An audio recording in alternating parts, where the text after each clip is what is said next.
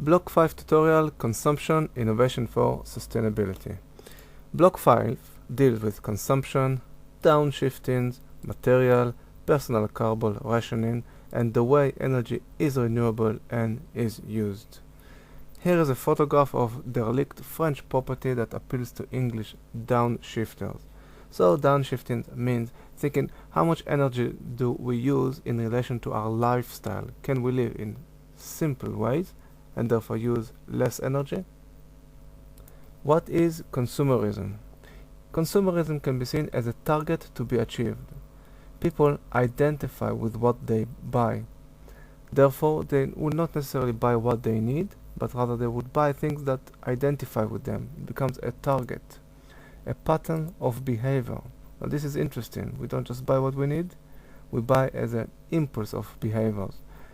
Consumerism can also be seen as a way of making profit. So if you make something, you want to make profit. That's interesting because it means that you will promote consumerism for the purpose of making profit. Again, do people buy what they need? Would they be encouraged to buy what they need, or are they encouraged to buy things just in order so companies will make profit? Now, in the last few years, we try to reduce consumption. We try to be more environmentally aware, so we want people to be conscious of the effect of consumption. We try to change the habits of the masses that are consuming. Here is a good example, a photograph of a backpack with solar cells attached to it. Here is a different example. On the other hand, this is a photograph of a vehicle such as this one you see here, SUV vehicle, which consume a lot of energy. And the question is that something that we really need? Do we require such a big vehicle? So the process of consumption is seen differently. Block 5 argue that it becomes a cultural process. Consumption, we're trying to affect people on a psychological level, help them become more aware and think of the resources that they're using. We want to reach harmony, maintain a balance between human behavior and natural behavior. So between the human behaviors and needs, what we need, what we actually require, and what nature, what the earth needs and requires, trying to find the balance, the in-between. Now, this is a huge task because it's not easy to change consumers' behavior and it's not easy to adjust products. But there are some good examples. As you can see here, this is a preferable parking system to people who are using a city car club. So the idea is, instead of buying cars, rent a car, and in return we will give you more parking space. Of course, when you rent a car, it is much cheaper and better for the environment than owning a car. So here we're trying to change customer behaviors and product. Another example here on the right, where some offices will opt to lease and rent, so to speak, carpets than buying new carpets. Now the question is, can technical innovation alone lead to sustainable future? Could green technologies keep pace with economic growth? Are there any examples of innovation which encourage more consumption and economic growth, but at the end they harm the environment because there is more consumption? So this is a little small exercise that you can do. The question is how innovation can encourage more consumption which can harm the environment, relating to these two light bulbs which have the similar brightness. Okay, let's look at some examples. Fuel efficiency of aircraft has been improved by about 20%. However, the use has been increased. So technology does not always keep pace with consumers' demands. New cars emit less carbon dioxide. However, traffic volume keeps increasing. This is called the rebound effect. When we're lowering cost, it means that people use it more. There are three main types of rebound effect. One is the direct price, which means when price goes down, there is then more use of the product because it's cheaper. The income effect means when the price is reduced, then people use the saving to buy other products. So we didn't reduce consumption at the end. And the third type, transformational or indirect effect, which means when product is more effective, and price go down, we naturally find new markets for it. We use it more elsewhere because it's now cheaper or better. So again, we didn't reduce consumption. Now, consumption factors are population, economic activity, technology, social value, and consumption patterns. Here's a small exercise. In the Rio Earth Conference in 1992, there were a few arguments about the South countries and the Northwest countries. Maybe take a minute to think what these arguments were all about. Okay, Rio Earth Conference 1992. It was argued that the South countries has a population growth which is not controlled. And it was argued that the North country, on the other hand, are the rich countries. They are the ones that use most of the energy. So in a way, in the Rio Earth Conference in 1992, issues were raised about mass consumptions, but also about the distribution of wealth. So it's perfectly okay to be rich or rich country. The question is how we distribute wealth and materials and resources with other countries. In all, there are the following criticism of consumption patterns. Obviously, resource depletion, but also lack of improvement in human well-being and happiness. So that's very interesting.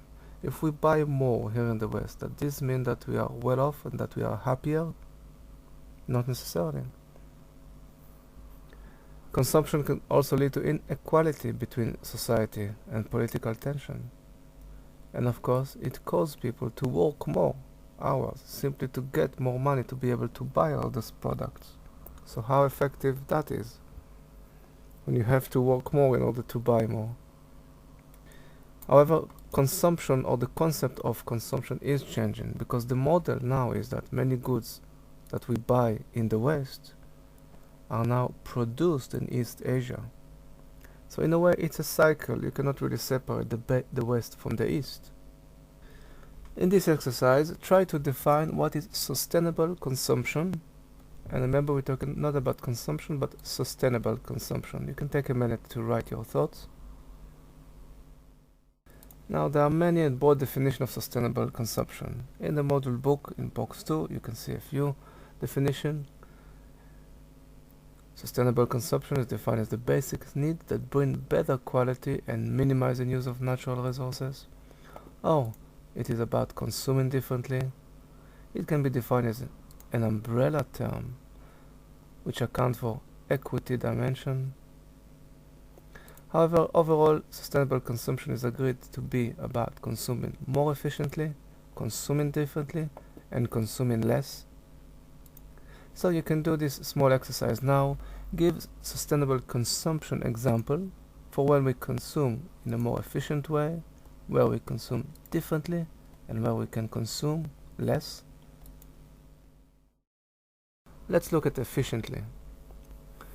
Consuming more efficiently means that we think about eco-design of product. It's when we are considering the damage of material and processes when we are producing something. We're considering the environmental burden of product compared with other forms of products. Just looking, is there other forms of product that can do the same? IKEA had a brilliant initiative, IKEA Furniture Recycling Scheme. It means two things. One, that their products are designed to begin with thinking how they will be reused when they reach the end of life.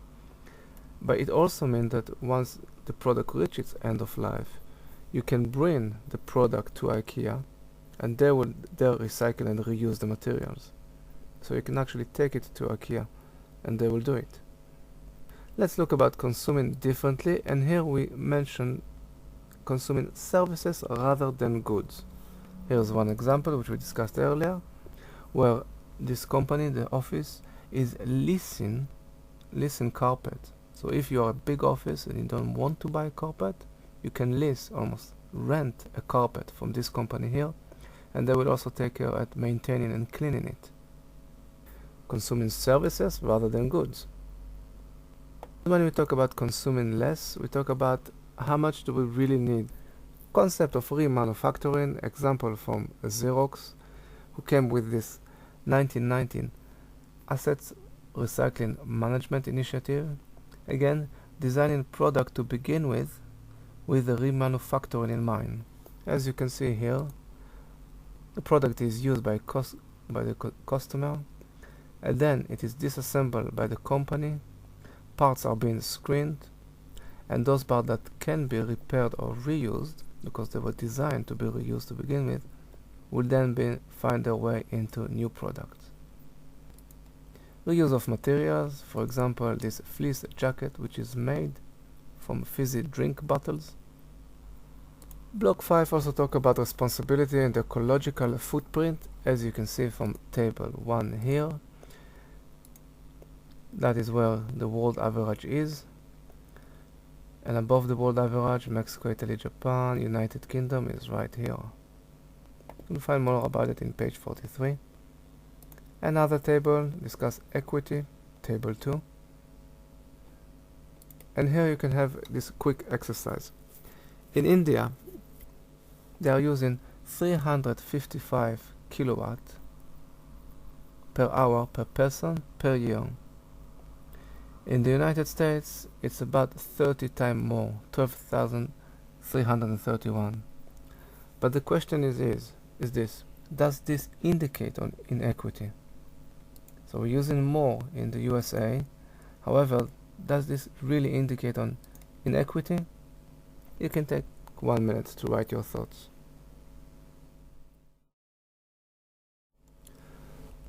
Let's look now quickly at TMA05. Firstly, watch John Marsh tutorial recording. It's brilliant, it is online. TMA05 is double weighted, and no extension please, because we have short window where we need to submit it to the system. Important thing to look is checklist 8.1, which tell you exactly what to write in your report. It will tell you describe product, market, material, cost. Everything is laid out for you. There are two parts in TMA05. Part 1 will ask you how you develop your product, and then main report. This 20% you will not find in the module material. It's for you to think how much content you need to put. So 20% out of 100 is to write about how you develop your project, your research. 50% out of 100 is your main report, and this is purely report. Write it as a proposal to your product. So describe the product, how it works and its components. Part 2, which constitutes 30% out of 100, this is where you write your insight. This is where you describe the module material. So here you can be more academic, critically reflective. We want to see analysis and discussion. Not pure description, but analysis and discussion. The best way to do so is to review block by block, and just cherry pick any concept you like from each block and write about them. When you write about them, relay them to your product, to your part 1. You don't have to pick from each block, but it's useful. About appendices, they do not count for word count. In all, images should be put in the body text.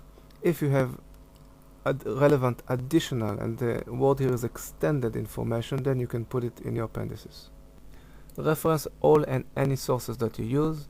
Use the Harvard Guide style. And you can put table of content to the appendix as well as to the report itself. So, I wish you very good luck. Any question, just drop me an email.